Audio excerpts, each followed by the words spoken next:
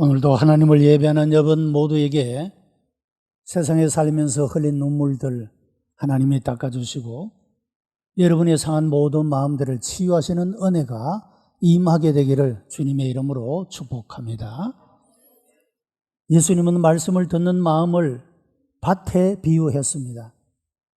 예수님께서 씨 뿌리는 밭을 비유하시면서 어떤 씨는 길가에 떨어지고 어떤 씨는 돌밭에 떨어지고 어떤 씨는 가시덤불에 떨어지고 어떤 씨는 옥토에 떨어졌는데 끝까지 열매를 맺는 그 씨는 옥토에 떨어진 씨다고 말씀을 하고 있습니다. 우리가 말씀을 듣는 우리의 마음밭이 밭과 같다 그 말씀이죠. 여러분, 옥토와 같은 마음을 가져야 하나님의 말씀이 그 마음에 심겨지고 삶의 구석구석에서 하나님의 약속의 말씀이 성취되고 놀라운 하나님의 은혜가 임하게 되는 줄로 믿습니다.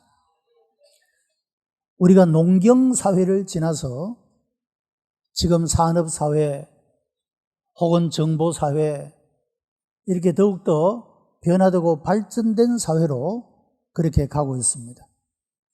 농경사회의 그 뜻이 무엇이냐면 밭을 간다 그런 뜻입니다. 여러분, 우리가 하나님의 말씀을 듣기에 적합하지 못한 우리의 마음의 상태가 있다고 한다면 우리는 우리의 마음의 밭을 갈아야 할 필요가 있습니다. 심경, 마음을 가는 일이 필요하다 그런 말씀이죠.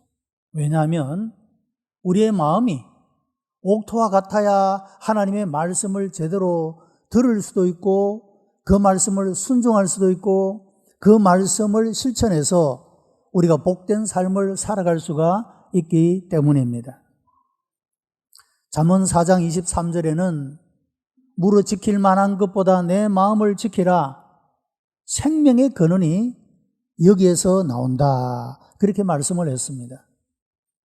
그러니까 우리의 삶에 있어서 중요하고 아름다운 것들이 많이 있겠지만 그 가운데서 가장 중요한 것, 그것은 우리의 마음이다. 이렇게 말씀을 하고 있다는 것입니다. 우리 마음이 올바르고 우리 마음이 정직하고 우리 마음이 깨끗하고 여러분, 우리가 이런 마음가짐을 가지고 살아가게 될 때 그 옥토 같은 마음 속에 하나님의 놀라운 은혜가 임하게 되는 줄로 믿습니다.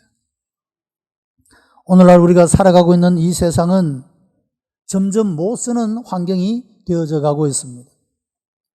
도시의 하늘은 공장의 유해물질로 오염되어 가고 강도, 바다도, 산도 혼탁한 모습을 볼 수가 있습니다.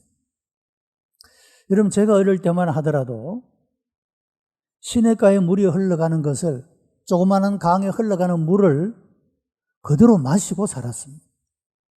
그 요즘에는 큰일 나겠죠. 수돗물도 믿지를 못해서 끓여서 먹어야 하는 것이 오늘의 현실이 아니겠습니까? 불과 한 세기 만에 우리의 삶의 환경들이 이와 같이 황폐해졌다, 혼탁해졌다, 혼란해졌다. 우리가 그런 것들을 우리가 체험하며 살아가고 있다는 것입니다. 환경뿐만 아니겠습니까? 우리의 마음도 마찬가지다라고 말할 수가 있습니다. 마음의 밭은 몹시도 메말랐으며 거칠고 혼돈되어 있는 모습을 볼 수가 있습니다. 여러분, 하나님께서 세상 만물을 창조하실 때 땅이 혼돈하고 공허하며 흑암이 깊었다 그렇게 말씀을 합니다. 혼돈하고 공허하며 흑암이 있는 그곳을 향하여 하나님께서 창조의 말씀으로 역사하셨습니다. 빛이 있어라. 그 말씀으로 어두움이 물러가고 빛의 세계가 되어졌습니다. 무질서했던 그 모든 공간에 하나님은 질서를 창조하셨습니다. 공허한 아무것도 없는 그곳에 궁창을 지으시고 바다를 지으시고 동식물을 지으시고 사람을 지으시고 아름다운 땅이 다게 하신 모습을 볼 수가 있다는 사실입니다. 여러분, 오늘날 우리의 마음이, 우리의 삶이 이와 같이 무질서하고 허무하고 혼돈되고 흑암에 있는 우리의 삶에는 하나님의 임재, 하나님의 재창조의 놀라운 은혜가 필요하다, 그렇게 말할 수가 있습니다. 창조의 놀라운 은혜가 이런 우리의 마음 가운데 역사해 주시기를 축복합니다. 하나님은 개개인의 주인이시며 역사의 주인이십니다. 여러분들이 그리스도인들은 공산주의나 사회주의를 배격합니다. 가장 중요한 이유는 그 사상에는 하나님이 없기 때문에 그렇습니다. 여러분, 개인이 하나님을 배척할 때, 한 나라가 하나님과 원수가 되어 살아가게 될 때 그 개인도 나라도 망하게 되는 모습을 볼 수가 있습니다. 여러분, 우리 개개인의 삶은 하나님의 말씀을 존중히 여기고 하나님을 경외하는 삶을 살아갑니다. 그것은 내 삶이 하나님을 인정하고 하나님의 주권을 인정하고 복종하며 살아가는 삶을 살아갈 때 우리의 삶은 복되고 형통할 수 있기 때문인 것입니다. 우리의 삶이 하나님을 배반하고 하나님을 대적하고 하나님을 거역하고서는 우리의 삶이 평안할 수도 없고 복된 삶이 될 수도 없기 때문인 것입니다. 오늘 본문에는 마음이 황폐한 한 사람이 등장합니다. 본문 룻기 4장 1절에 보아스가 성문에 올라가서 거기 앉았더니 마침 보아스가 말하던 기업 물을 자가 지나는지라. 보아스가 그에게 이르되 아무여 이리로 와서 앉으라. 그가 와서 앉으매. 이런 말씀이 있습니다. 여러분, 여기에 나오는 이 사람은 이름이 밝혀지지 않은 무명시입니다. 롯을 돌려보낸 보아스가 성문에 올라가서 앉았습니다. 당시의 성은 사람들이 거주하는 장소였고 일터는 그 성 밖에 있었습니다. 그리고 성문은 사람이 일하러 가기 위해서 늘 출입하는 곳입니다. 그래서 이곳은 다양하게 성문이 역할을 하고 있는데 사람들이 만나는 만남의 광장과 같은 그런 역할을 하기도 했고, 그리고 물건을 주고받는 시장과 같은 그런 역할을 했고, 사람이 뭔가 억울한 일이 있을 때 그곳에 와서 호소를 하고 재판을 받는 그런 곳이기도 했다라는 것입니다. 그래서 이 보아스는 그 성의 장로 10명을 불러놓고 그 정인을 세워서 이 아무개시, 이 사람에게 그의 친족 엘리멜렉의 기업을 그 무르는 책임을 감당하도록 요청하고 있는 그런 모습을 볼 수가 있다는 것입니다. 여러분, 그런데 이 보아스가 이 사람을 호칭하는데 아무요 라고 말하고 있다는 것이죠. 여러분, 사람이 누군가가 내 이름이 있는데 어이, 우리 경상도 사투리로 어이 이렇게 부른다면 듣는 사람이 얼마나 기분이 나쁘겠습니까? 내 이름이 있는데 어이가 뭐고 내가 어이가 이럴 거 아닙니까? 유머스럽게 말씀을 드렸습니다만, 보아스가 이 사람에게 이름을 부르지 않고 아무여 라고 했던 것에는 다른 배경이 있다는 것이죠. 이것은 이 사람이 그야말로 이름조차도 부를 가치가 없는 그런 사람이었기 때문에 보아스가 이 사람을 향하여 아무개요 라고 그렇게 부르고 있다라고 하는 사실입니다. 이름조차도 불려질 수 없을 만큼 무가치한 존재, 그런 존재임을 나타내고 있다는 것입니다. 여러분, 우리 그리스도인은 소극적으로 살아갈 것이 아니라 적극적이고 능동적으로 우리의 삶을 살아야 합니다. 단지 죄를 범하지 않는 정도의 삶에 머물러 있는 것이 아니라 적극적으로 선을 행하고 하나님의 기뻐하시는 뜻을 행하는 그런 삶으로 우리가 응답하는 삶을 살아가야 된다라고 하는 것입니다. 자신이 할 수 있는 의로운 일을, 선한 일을 적극적으로 하지 않은 일을 부끄러워할 수 있는 양심을 가진 자가 되어야 한다는 것입니다. 여러분, 2차 대전 때 프랑스의 한 청년이 레지스탕스, 이 소위 저항 운동을 한 혐의로 감옥에 들어가게 되었습니다. 독일의 재판장을 통해서 사형 선고가 내려지게 되어졌습니다. 이 사람은 내가 저항운동을 하지 않았는데 내가 너무 억울하다, 나는 결코 그런 일을 한 적이 없다라고 동료 죄수들에게 하소연을 했습니다. 이때에 진짜 레지스탕스, 저항운동을 했던 그 사람이 말하기를 당신은 죽일 죄가 있는 것이 맞다.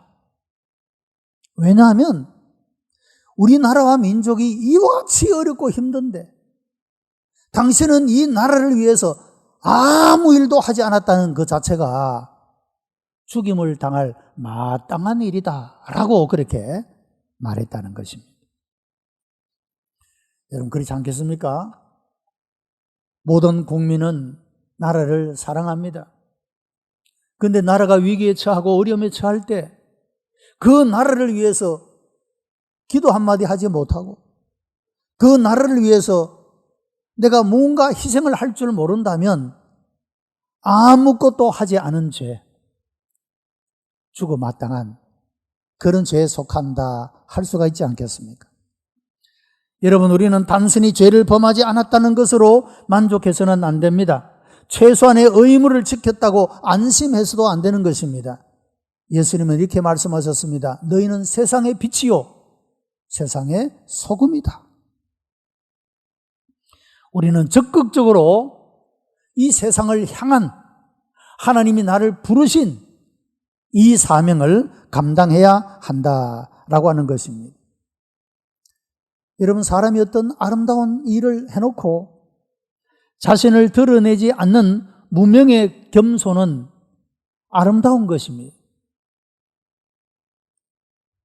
그러나 아무것도 하지 않아서 드러나지 않는 무명의 삶은 부끄러운 것이라고 말할 수가 있는 것입니다.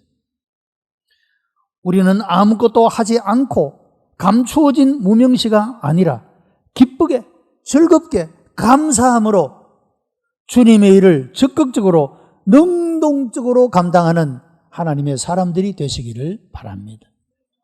우리의 이름이 생명책에, 충성된 자의 그 책에 기록되어지는 은혜가 있기를 바랍니다.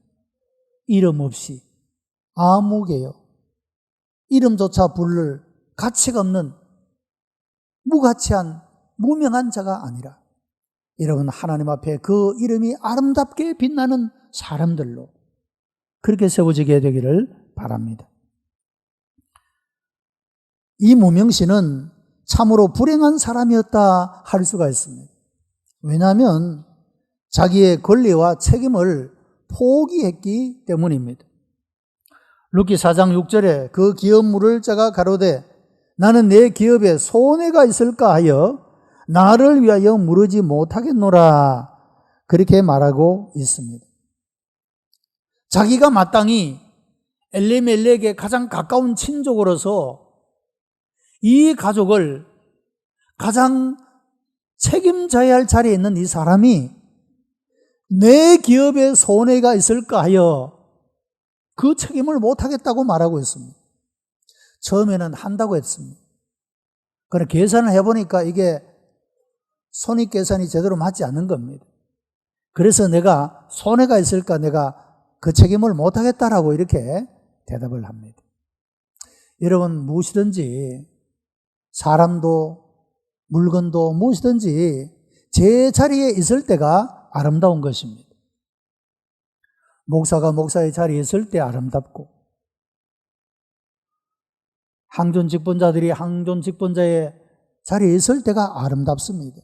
성도가 성도의 자리에 있을 때 아름다운 것입니다. 그 성도의 본분과 책임과 그 의무를 벗어난 자리에 있으면 추한 삶이 되어져 버리고 마는 것입니다. 남편이 남편의 자리에 있게 되기를 바랍니다. 아내가 아내의 자리에 있게 되기를 바랍니다. 부모가 부모의 자리에, 자녀가 자녀의 자리에 앉아 있을 때 그 삶은 아름다운 것이 될 수가 있습니다. 우리 권사님이 이게 꽃꽂이를 매주 이렇게 열심히 하십니다. 참 아름답죠. 그런데 여기에 모든 재료들이 자기의 자리에 있으니까 아름다운 것입니다. 이것이 아무렇게나 그냥 무질서하게 혼돈되게 그냥 꽂혀 있다. 그러면 별로 아름다움을 느끼지 못할 것입니다.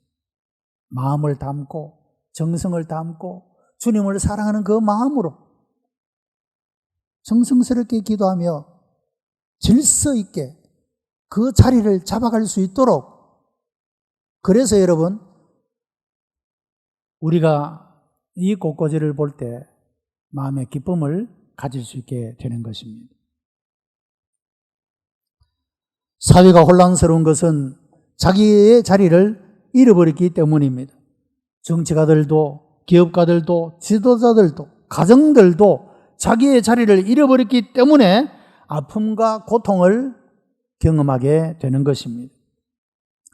나오미의 가장 가까운 친척인 아무씨는 유명한 사람이 될 수 있었는데 기업 물을 책임을 버림으로 무가치한 존재가 되고 말았다는 것입니다.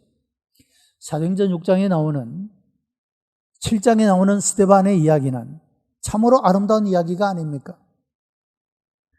무리들의 억지와 위협에도 불구하고 자기 자신의 자리를 지켰기 때문에 집사 스데반은 그 얼굴이 빛났고, 그리고 주님께서 그 순교하는 모습을 볼 때 그 보좌에 앉아 있을 수가 없어서 주님이 일어나셨다, 그런 표현이 나타나고 있지 않습니까? 자기의 책임과 의무를 다하는 자기의 자신의 자리를 지키는, 여러분, 이 사람에게 하나님은 놀라운 영광을 주시고 은혜를 베푸시는 모습을 볼 수가 있다는 사실입니다. 성도 여러분, 우리에게 주어진 책임과 의무, 이 모든 것들을 적극적으로 그리고 능동적으로 그리고 감사함으로 감당함으로 하나님 앞에 유명한 자로 세워지기를 축복합니다. 이 무명씨는 눈앞의 이익에만 몰두했기 때문에, 그래서 여러분 불행한 사람이 되어져 버리고 말았다는 것입니다. 이 사람이 계약을 포기함으로 자기의 재산은 지킬 수 있었겠지만, 그러나 이런 것이 너무도 많다라고 하는 것입니다. 첫째로 룻의 남편이 될 기회를 잃어버렸습니다. 이 룻은 아름답고 현숙한 여인이었다고 성경은 말합니다. 그래서 이 현숙하고 아름다운 룻의 남편이 될 그런 기회를 잃어버렸다는 것이죠. 여러분, 남자가 현숙한 아내를 가진다는 것이 얼마나 복인지 모릅니다. 여러분, 믿지 않는 사람도 많은데 믿는 남편을 가지고 믿는 아내를 가졌다는 것은 복인 줄 믿으시기 바랍니다. 여러분, 그래도 예수 안 믿었으면, 지금 마음에 안 드는 구석이 있을지 몰라도 그래도 예수 안 믿었으면 훨씬 더 형편없는 사람이 될 수가 있지 않겠습니까? 그래도 예수 믿었기 때문에 그 정도 괜찮은 사람이라고 생각해야 합니다.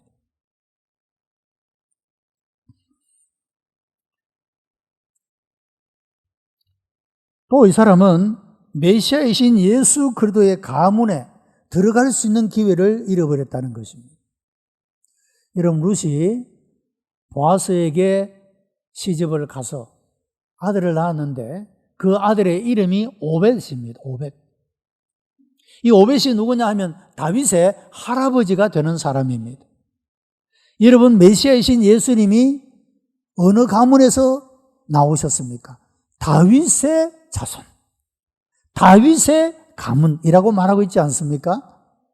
그러니까 여러분, 이 아무개시는 다윗의 가문, 메시아의 가문에 들어갈 수 있는 이런 기회를 잃어버렸다라고 하는 것입니다. 잠시 오면 없어질 내 생명과 더불어 내가 가진 모든 것들은 다 사라져버리고 없어져 버릴 것들인데 이것에 몰두하고 이것을 붙잡으려다가 영원하고 아름답고 영광스러운 것을 잃어버리고 참으로 어리석고 참으로 불행한 사람이었다고 말할 수가 있는 것입니다.